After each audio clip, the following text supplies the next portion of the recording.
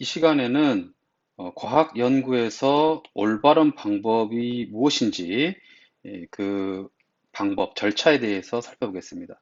과학 연구의 방법은 19세기 화면에서 보이는 바와 같이 영국에 있는 휴월이라는 사람이 제안을 했습니다. 그 방식 이름은 가설연역법이라고 합니다. 그래서 과학 연구를 할 때 우리가 막연하게 자기가 하고 싶은 대로 하고 뭐 이렇게 임의적으로 절차를 이렇게 막 바꾸는 것이 아니라 이런 특정 절차, 방법이 있다는 것입니다. 이 방법은 지금 많은 과학자들이 사용을 하고 있습니다. 자, 그 내용을 살펴보겠습니다. 자, 휴월이 제시한 가설 연역법, 즉 가설 연역 방법이라고도 하는데 이 단계는 뭐 여러 가지로 설명을 할 수 있겠지만 이제 저는 보통 이제 5가지 단계로 요약을 해서 설명을 하겠습니다. 자, 첫 번째 방법 단계는 바로 어, 관찰입니다. 즉 문제를 인식하는 겁니다. 즉 어떤 현상을 보고 이게 왜 이렇지? 라고 의문을 갖는 겁니다. 이 단계가 첫 번째 단계입니다. 자, 그리고 그 현상에 대해서, 관찰한 현상에 대해서 의문을 가졌는데 그 의문에 대한 임시적인 답을 제시를 하는 것을 바로 우리가 가설 설정의 단계라고 이야기를 합니다.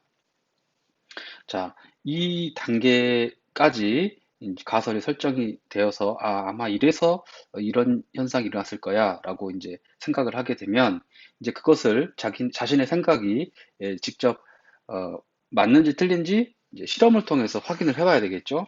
그래서 세 번째 단계는 이제 검증을 해보는 겁니다.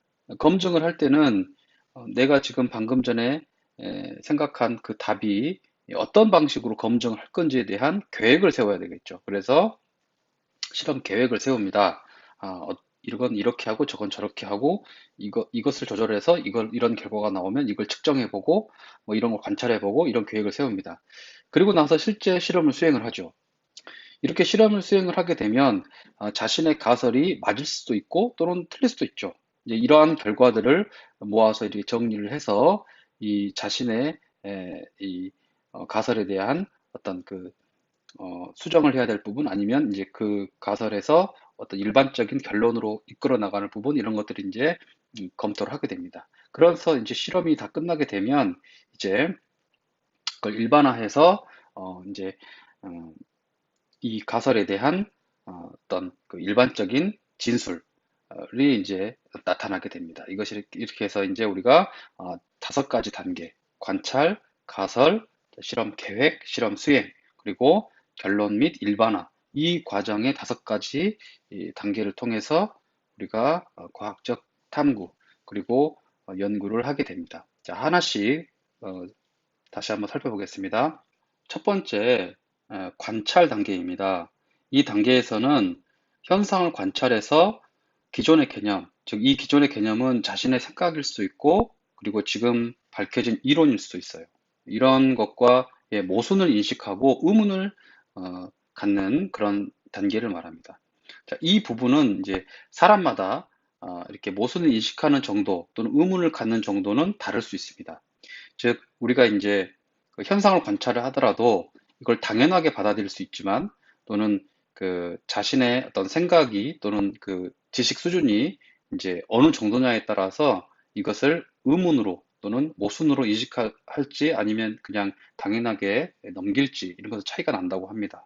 그래서 이런 그 모순을 인식해서 의문을 갖는 훌륭한 그런 질문을 자기가 만들어내는 것이 이 과학 연구에서는 매우 중요하다고 할 수 있겠습니다. 두 번째로 가설입니다. 가설은 이제 문제에 대해서 잠정적인 해답을 답하는 과정인데 여기에서는 이제 어, 일본에서 우리가 이제 그 의문점을 가진 것에 대해서 설명도 하고 그리고 새로운 사실을 또 예측할 수 있는 그런 가능성도 확보하는 그런 진술이 제시가 되어야 합니다. 자, 세 번째로 실험 계획 단계를 알아보겠습니다. 실험 계획 단계에서는 먼저 이게 대조 실험이라는 게 있어요. 이 대조 실험이라는 것은 이제 기준이 되는 실험하고 실제 우리가 한 실험하고 이렇게 검증을 해서 이제 비교를 하는 건데, 그래서 우리가 이제 두 가지로 나눕니다. 대조군, 실험군. 이 대조군이라고 하는 것은 이제 기준이 되는 실험을 말합니다. 이제 검증하려는 조건을 제거한 실험을 말하죠. 그리고 이제 실제 우리가 실험하는 실험은 이제 실험군 이렇게 나누기도 합니다.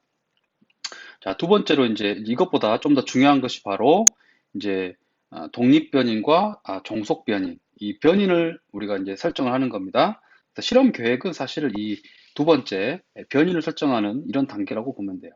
자, 첫 번째 독립변인이라는 것은 뭐냐면 실험 결과에 직접적인 영향을 끼치는 변인, 즉 요인을 말합니다.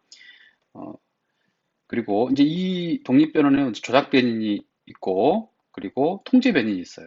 조작 변인은 이제 가설을 검증하기 위해서 의도적으로 변화시키는 변인을 말하고, 이제 통제 변인은 이제 실험 결과에 영향을 끼치긴 하지만, 이제 우리가 이제 조작 변이를 검증하기 위해서 이제 나머지 조건을 일정하게 유지시켜야 되는 그러한 변인을 우리가 통제 변이라고 이야기를 합니다. 자, 그리고 마지막으로 이제 종속 변인. 이런 그 조작 변인을 바꿔서 이제 일어나는 여러 가지 현상들을 이제 나타낸 실험 결과, 그런 결과를 우리가 종속 변인 이렇게 이야기를 합니다. 자, 네 번째 단계로 이제 실험 수행, 직접 이제 실험을 수행을 하죠. 자, 이 단계에서는 이제 우리가 실험을 수행하면서 여러 가지 실험 결과를 작성하고 또 표나 또 그래프로도 이제 작성을 하는 이런 단계를 말합니다. 그래서 자료 수집 및 처리 단계. 그리고 또 이러한 그 표에 나와 있는 여러 가지 데이터들로부터 새로운 의미나 규칙성을 찾아내는 단계까지를 우리가 실험 수행 우리가 이야기를 합니다. 자, 그리고 마지막 결론 및 일반화입니다. 자, 이 결론 및 일반화에서는 이제 가설이 맞는지, 그리고 이제 가설을 좀 내가 수정을 해서 실험을 했다면 이제 수정된 어떤 그 결론을 이제 정리를 하고 보편적이고 포괄적인 진술로 이제 이끌어내는 이런 과정을 우리가 결론 및 일반화의 단계. 그렇게 해서 우리가 다섯 가지 단계를 이야기를 했습니다. 자, 그러면 이 시간에 이제 예를 들어서 한번 또 살펴보도록 하겠습니다. 자, 먼저 탐구 실험에 이런 예가 있다고 해요. 줄이 진동을 할 때, 모터의 진동수와 정지한 파동의 파장은 어떤 관계가 있을까? 지금 이제 이 문장만 보면은 되게 지금 무슨 말을 하는지 전혀 모를 텐데, 잠깐 여기 그림을 한번 보겠습니다. 자, 여기에 그 진동을 하는 진동 장치가 있어요. 그러니까 모터가 있고 그 모터 끝에는 잠깐 여기 보세요. 모터 끝에는 이제 조그만한 이제 진동을 일으키는 보통 물체를 달아놓고 모터를 회전시킵니다. 그러면 이제 여기가 이제 진동을 하게 되는데 이렇게 진동을 했을 때 이제 그러니까 실이죠. 어, 실이 이제 진동을 합니다. 뭐 줄이라고 해도 되고 실이라고 해도 되고. 자, 이게 진동을 했을 때 여기에 이제 정지한 파동이 생겨요. 정지한 파동.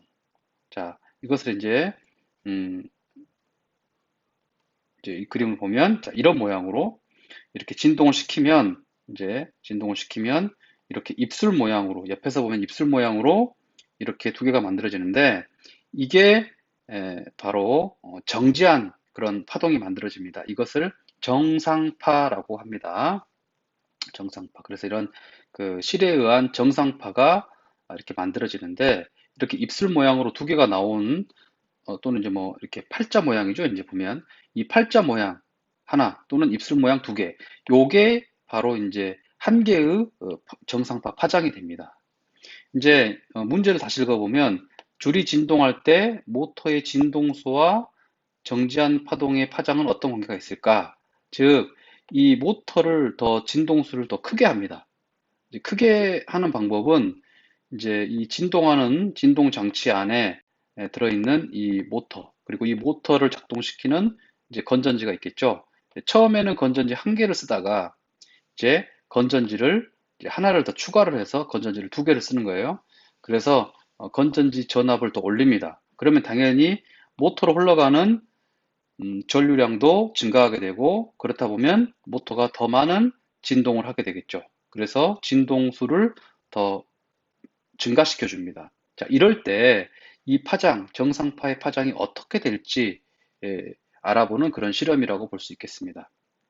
그래서 건전지 한 개를 더 추가해서 모터의 진동을 증가시키면 자, 이 정상파의 파장이 이렇게 길어지고 증가할 것이냐, 아니면 파장이 짧아질 것이냐, 뭐 이런 그 질문이 있다고 합시다. 자, 이제 실험이 충분히 이해가 됐겠죠? 자, 그러면 이런 실험을 한다고 했을 때 우리가 가설을 어떻게 세울까요? 자, 첫 번째로 이제 우리가 지금 이제 문제 인식이라고 지금 되어 있는데, 이제 이 단계는 이미 우리가 질문을 통해서 나와 있기 때문에 이거는 생략해도 되겠습니다. 그래서 진동 장치의 진동수가 증가하면 실이 만든 정상파의 파장은 어떻게 될까? 이렇게 이제 우리가 이제 주제가 정해졌죠. 자, 그러면 이제 가설입니다. 가설을 어떻게 세우면 되냐면 이런 식으로 해도 돼요. 진동 장치의 진동수를 증가시키면 실이 만든 정상파의 파장은 감소할 것이다. 물론 뭐 일정할 것이다, 증가할 것이다. 어떤 답을 해도 상관없습니다. 아직은 어차피 이제 실험 과정에서 이제 데이터와 이렇게 비교를 하면서 가설은 수정을 할 수 있습니다. 그래서 그 결과에 실험 결과에 맞는 이제 진술을 우리가 나중에 하면 됩니다. 자, 우선은 이렇게 에, 가설을 썼습니다. 자, 이제 세 번째 단계로 이제 실험 계획, 즉 우리가 이제 변인들을 이렇게 하나하나씩 설정을 할 텐데, 먼저 진동수에 직접 영향을 주는 그러한 그 원인에 대한 것이 아까 뭐라 그랬죠? 조작 변인입니다. 그래서 여기서는 건전지의 개수가 됩니다. 건전지의 개수를 바꿔서 이제 진동수를 증가시키게 되겠죠. 그다음에 이제 일정한 조건에 해당되는 것이 바로 이제 통제 변인.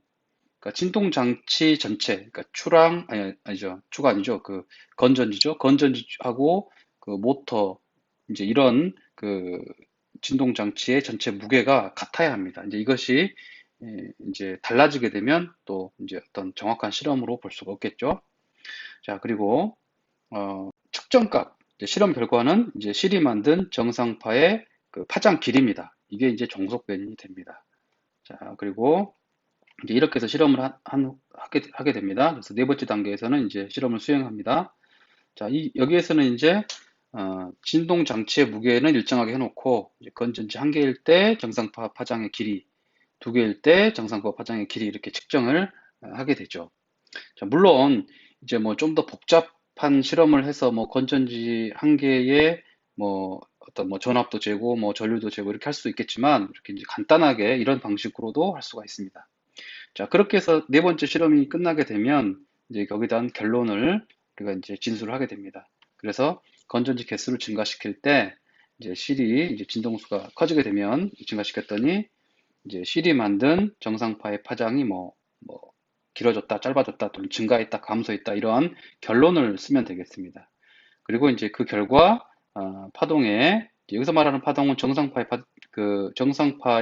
그 파동을 말합니다. 그 파동의 진동수와 파장은 서로 뭐 비례다, 반비례다, 뭐 이런 식으로 일반화된 결론을 써주면 이제 음, 실험 이제 보고서가 이제 완성이 되는 것입니다. 자, 이렇게까지 우리가 이제 살펴봤습니다. 자, 이렇게 5단계로 실험 보고서를 우리가 작성을 하게 됩니다.